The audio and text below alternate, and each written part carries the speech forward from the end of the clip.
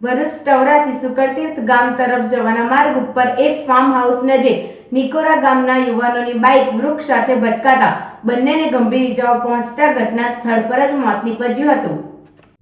ભરૂચ તાલુકાના નિકોરા ગામના તારકુંડી ફળિયામાં રહેતા 28 વર્ષીય કમલેશ જયંતિ વસાવા ગત રોજ રાત્રે 11:30 કલાકે પોતાના મિત્ર વિપુલ પટેલની બાઇક નંબર GJ16DR 3320 લઈ અન્ય મિત્ર મયુર લાલાભાઈ પટેલ સાથે જાડેશ્વર ચોકડી ખાતે જમવા માટે નીકળ્યા હતા।